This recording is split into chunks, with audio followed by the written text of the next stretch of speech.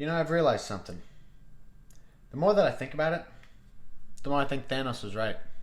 If we're in a universe where Cats 2019 exists, maybe it's good to destroy at least half of it. And no, in case you're wondering, this is not moonshine as much as I would like it to be. This is just water to prepare my voice for the screaming that I'm about to do. Cats 2019. It was originally adapted from the musical created by Andrew Lloyd Webber, who himself adapted it from a set of poems by the author T.S. Eliot. I'm assuming Andrew Lloyd Webber sold his soul to make sure that this musical was actually successful, because somehow this ungodly piece of shit is still running on Broadway today, or at least as of 2017. I'm told I can be very cynical, very critical of films, certainly films like this, but I want to try something. I want to see if I can point out the good in movies like this. I want to start a series where every week, every other week, whenever I can, I'll find a really bad movie, an atrocity upon God, something that really makes us question our existence in the universe, and not in a good way, and see if I can find one thing truly good about it.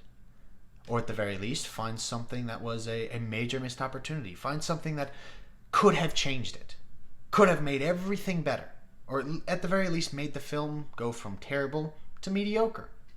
I want to see if I can find that with Cats. So, I'm going to go back through it. Really wishing this was moonshine. Here we go.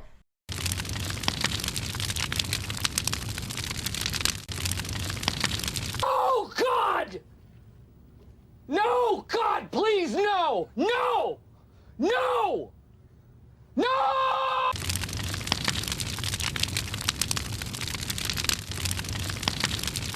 So this movie starts off with the main character being abandoned by her owners, left on the side of the road in a burlap sack. Now, this could be what I'm looking for. Maybe it's the main character. Maybe the main character is just sympathetic. Maybe we need to find our sympathies in someone who's very charming and sympathetic, and maybe even kind of cute and innocent. Kill it! Kill it! Oh my God, kill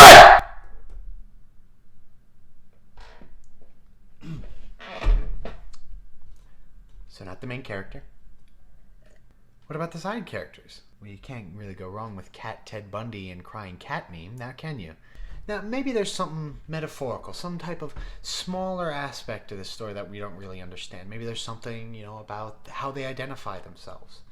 There's even this thing where they say, hey, every cat has 3 names. And it's like, okay, that could be an interesting aspect to look at it. Look at it from a psychological point of view, I think. So what are these names? Specifically for our main character. Well, our main character, her first name is Victoria. What are the other names? We don't know the other names? What about is there any reason for the 3 names to exist? Okay, well, maybe, 3 names, maybe it's metaphorical for her name. Maybe it's very important to the film, I mean, they gotta, say it a lot of times, right? Once. They say her first fucking name 1 time in the entire film.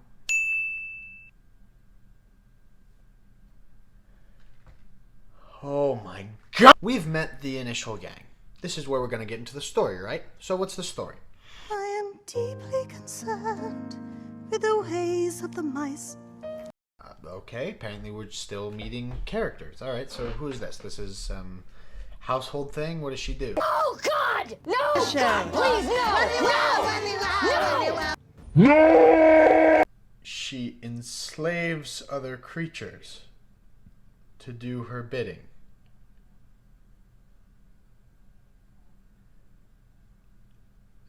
Is this the bad guy?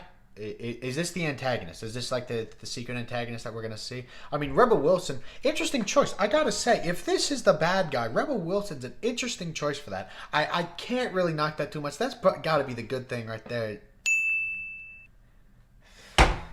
She's not the bad guy. Of course she's not. All right, so who is she? What role does she play in the entire thing?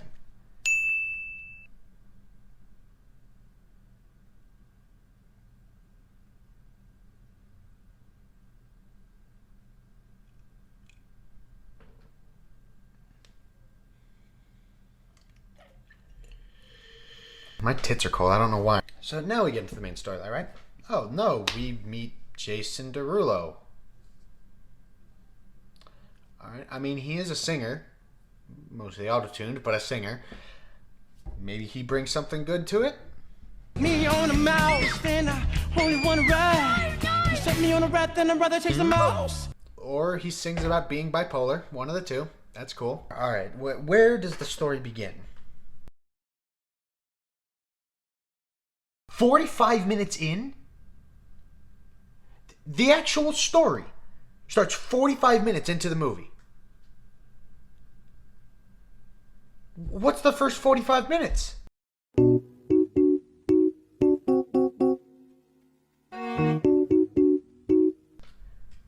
Oh, of course. Just meeting a bunch of people that I'm assuming will go nowhere? Yeah, of course.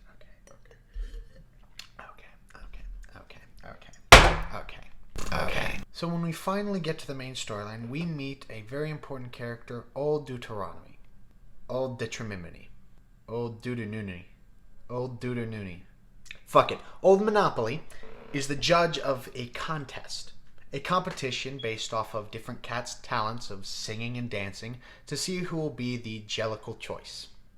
Okay. Interesting. Kinda stupid. Feels like this whole thing could get out in a one act, but you know what? Gonna look for something good.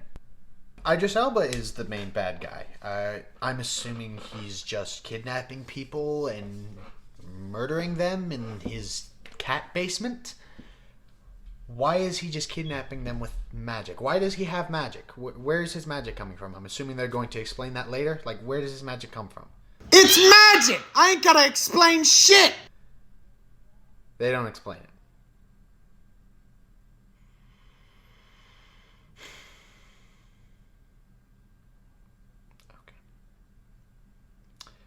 Anyways, alright, so now we get into the competition, but guess what? By this point, every competitor that we've seen thus far has already been kidnapped by good old Idris Elba. So, what's the point of them being along for the ride?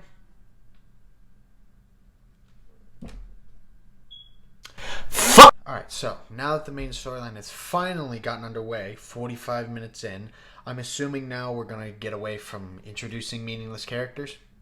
Bitch, you guessed it! You was wrong. Is it too late to get moonshine? No, we're still being introduced to more characters who are actually in the competition now. You could argue, why didn't we start the competition at the beginning? That's it.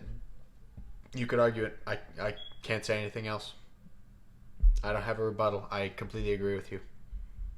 You could have started that at the beginning. Saved a lot of time. Just saying. So the first cat we get up here is Gus. I'm gonna take a guess who's playing him. Ian McKellen. And you know, you might want to think, hey, you know what? If you're looking for good things, well, the acting choices are good things, right? Not really. When you have a movie like this, really, really famous god-tier actors like Idris Elba, Ian McKellen, Judi Dench, kind of thrown out the window when you have scripts like this.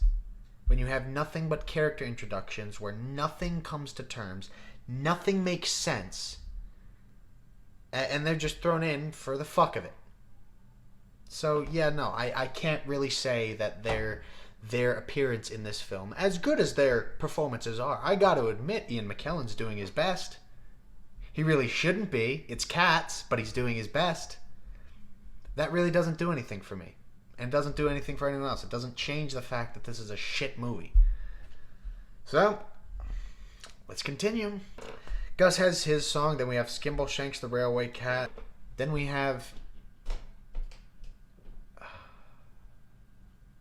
You've got to be fucking kidding me. Taylor Swift. Really? Taylor fucking Swift is not only in this, but she's a sexualized second in command to the main bad guy. Why are you the way that you are? Honestly, every time I try to do something fun or exciting, you make it not that way. I hate so much about the things that you choose to be. Then we have a finale fight with the main bad guy, McCavity, and old taxidermy here, where he kidnaps her, tries to force her to walk a plank, but then another cat that apparently also has magic, yeah, that's only introduced last 20 minutes of the film, apparently teleports her back. Even after there's an entire 3-minute song where they're just encouraging him to do it, and he keeps failing, but only at the end of the song does he actually fucking do it. We know what's gonna happen. It's gotta be the slowest feeling song in the entire film, because we know what's gonna happen. It's a fake out. They're gonna think, oh, he can't actually do it, but then, oh no, look at that, she's standing right behind them. Guess what? That's what they actually do. The entire 3-minute song is just them encouraging this magician cat to do it, to bring her back. He fails like 2 or 3 times, and then finally he does it a 4th time, and it looks like he fails. But then old dermatologist just appears right behind him. Great. Awesome. Then the homeless cat from the beginning of the film. Oh, by the way, there's a homeless cat. You probably wouldn't know that because her very short run time was drowned out by every other character's very short run time. But you know what? Fuck it. We gotta keep going. She comes in, she sings the only decent song in the film, Memories, and she wins the competition. She's the Jellicle choice, and she dies. Yeah, that's the reward. She dies and goes to heaven. This is like some weird fucking cult, or like some weird furry version of the Mormon religion. I don't know what it is, but that's it. That's the ending, and she goes off in a balloon, which reminds me more of Oz than it does anything else. It doesn't even look like she's dying and go to heaven. She's just off on a balloon. Cool. I'm sure she's the first cat to ever be in a balloon. Yay. But the main villain, McCavity, has apparently survived, and he still has magic. He's still trying to use his magic to get there, except the magic no longer works.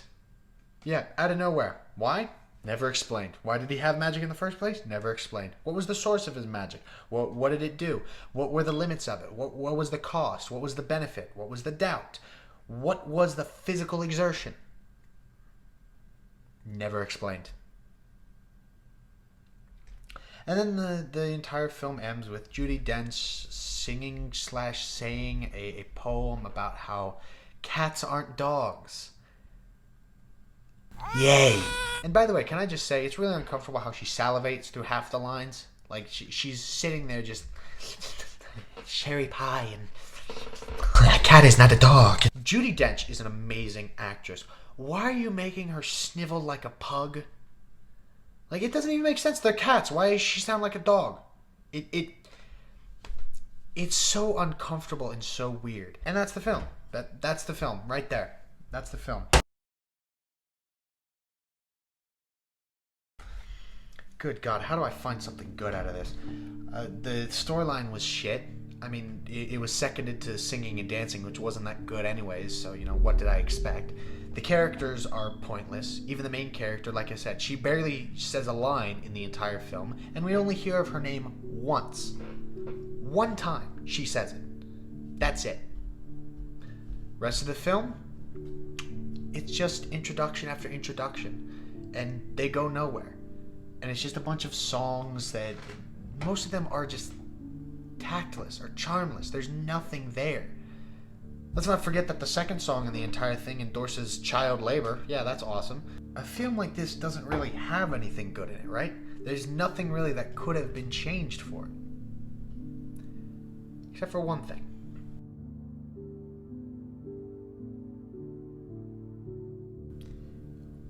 Is there anything in this film that was actually good? Is there anything that, even better, could have been changed slightly, or a missed opportunity that could have been made into something incredible, or at the very least a decent movie? Maybe not a masterpiece, certainly not with this animation. I forgot to say that the CGI is atrocious, but then again, that's something that everyone else has said, so I figured kind of went without saying.